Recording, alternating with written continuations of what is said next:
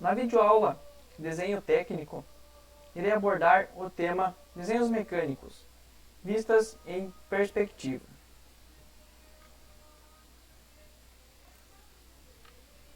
Então, temos três tipos de vistas em perspectiva. A cavaleira, que ela é dividida em 30, 45 e 60 graus. A axonométrica, que são a isométrica, a dimétrica e a trimétrica. E também temos a cônica. Então, a cavaleira, ela resulta da projeção cilíndrica, então oblíqua, estando o objeto com uma face paralela ao quadro. Costuma-se adotar aos ângulos de 30, 45 e 60 graus para o eixo das projetantes, como mencionei anteriormente. Então, posso escolher qualquer um desses graus para fazer o traçado dela.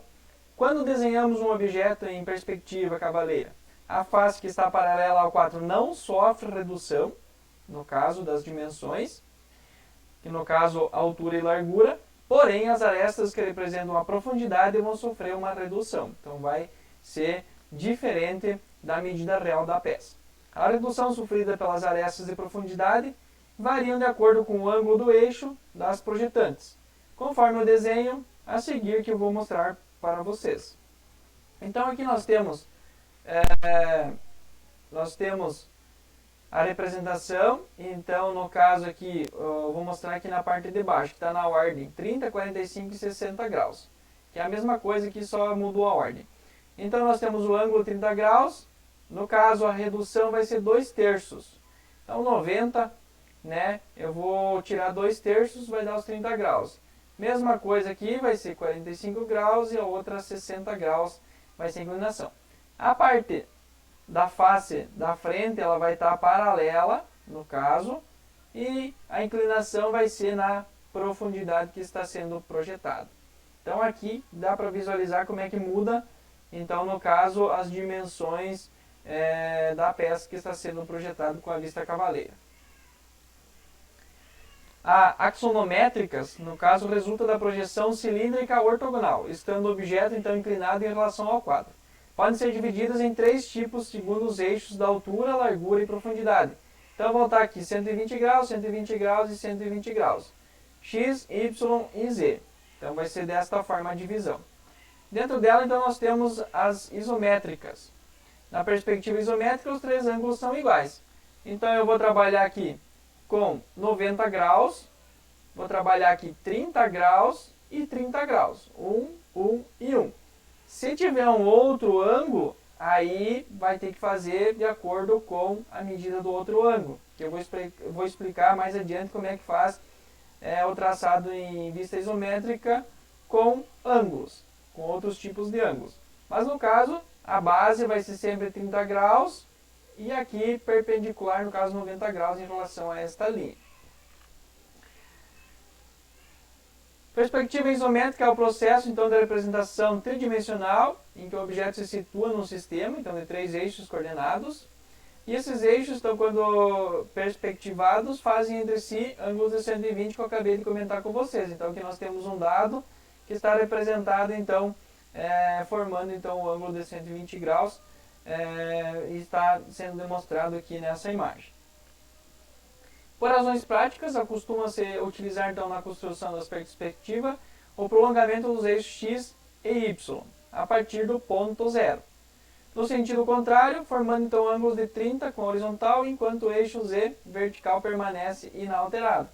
Então nós temos aqui, no caso, o posicionamento, né, 30 graus, aqui vai ser 60 graus, porque 30 mais 60 vai fechar os 90. Partindo deste ponto, então eu vou fazer a construção aqui do dado. Cada eixo coordenado corresponde então a uma dimensão dos objetos. Então nós temos aqui comprimento, largura e altura, que normalmente são feitos então os traçados das peças. Construção da perspectiva isométrica pelo método de caixa. Então, podemos começar um desenho em 3 dimensões isométrico imaginando uma caixa. Então, eu vou ter a peça, de acordo com a peça, eu imagino uma caixa. E a partir daí é que eu começo fazendo o traçado. Essa é uma das formas que você pode estar fazendo então o traçado em vista isométrica. A sequência vai ser a seguinte: então eu imagino a caixa. Então vamos pegar essa peça aqui, vamos imaginar a caixa, então passo 1. Em seguida, ela foi dividida ao meio nesse plano aqui na vertical, porque essa medida e essa são a mesma. Então, foi representado aqui o meio. Depois, então foi feito aqui a representação nesse sentido, que vai ser feito essa parte aqui, e a inclinação, que é o passo 3. E aí depois eu começo a ir apagando então os contornos que não precisam. No caso foi apagado esses contornos dessa parte aqui do rebaixo. Em seguida foi feito essa parte aqui, que no caso depois da vista pronta ela vai ficar com esse rebaixo. Então foi feito aqui o traçado e foi apagado. E por último, então foi eliminado aquelas linhas internas e essa linha aqui. Então permanecendo a peça final aqui desenhada no passo 7. Construção da circunferência em perspectiva isométrica. Como a projeção cilíndrica de uma circunferência não paralela ao plano de projeção, ela é uma elipse. Também em perspectiva, as circunferências representadas num plano isométrico são elipses, no caso. Então a elipse que representa a circunferência isométrica, ela é dita como elipse isométrica ou falsa elipse. O eixo menor desta elipse ela situa-se sempre na direção do eixo de rotação da circunferência do espaço. E seu eixo, então, maior será perpendicular a esta direção. Deve-se lembrar sempre que a construção de circunferência isométrica deve ser de tal modo que a mesma encontra-se escrita num quadrado isométrico. Então aqui nós temos o passo a passo de como construir então uma circunferência em isométrica. Então nós temos aqui, primeiro vai ser feito então o quadrado com as dimensões que eu quero fazer a circunferência. Depois feito o traçado em X aqui, encontrando os vértices desses cantos. Posteriormente, achando o meio nesse sentido, então do meu plano, desenhado aqui. Posteriormente, eu vou sair de um dos vértices, no caso esse vértice aqui, vou encontrar o meio e o outro vou encontrar este meio. Posteriormente, eu vou pegar o compasso, vou posicioná-lo com a ponta seca aqui, e o grafite aqui, eu vou fazer esse movimento aqui, que vai fazer então esse arco, que vai estar aqui. Posteriormente eu inverto, coloco a ponta seca aqui no compasso e posiciono aqui o grafite e faço esse traçado aqui deste arco.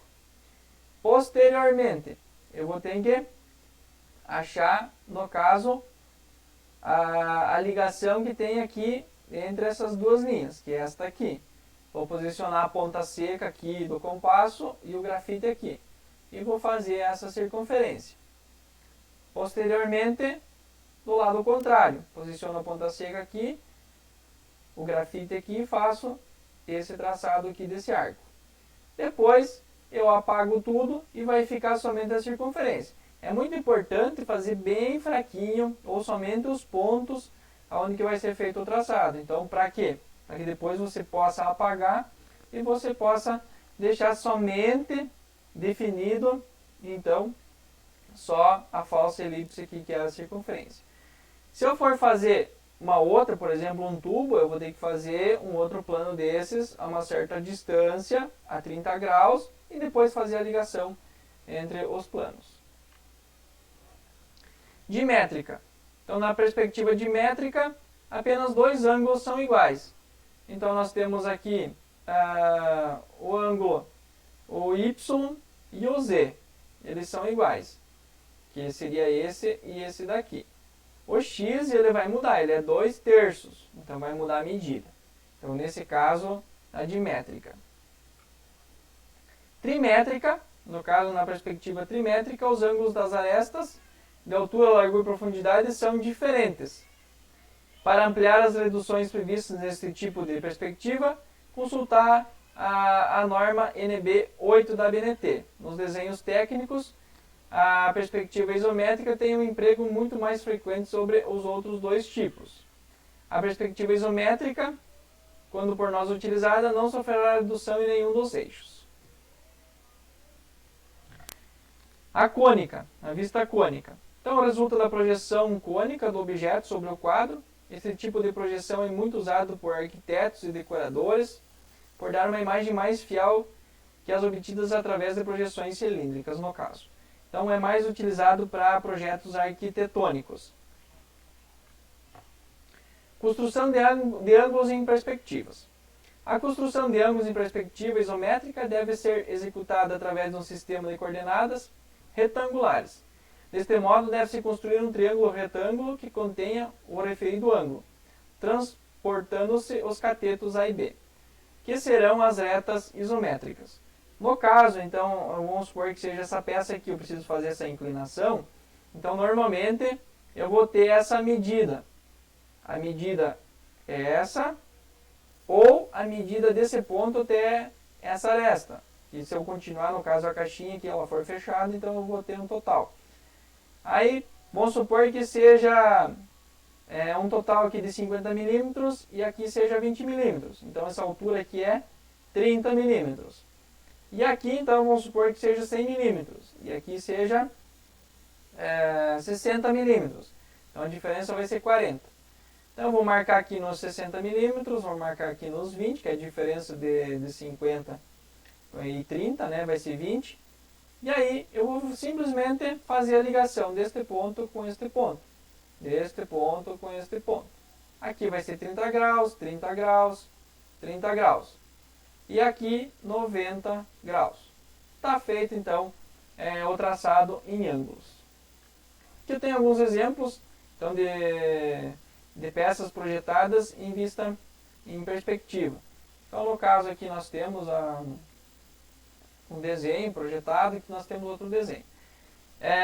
Na prática, não recomenda-se colocar cotas, no caso, em vistas em perspectiva, e sim nas projeções ortogonais, as vistas que foram projetadas com projeções ortogonais, que eu expliquei em outra videoaula. Então, recomenda-se sempre colocar as cotas lá e deixar esse tipo de vista limpa, para que você possa visualizar a peça em 3 dimensões. Bom, seria isso. Espero que vocês tenham entendido este assunto e até a próxima.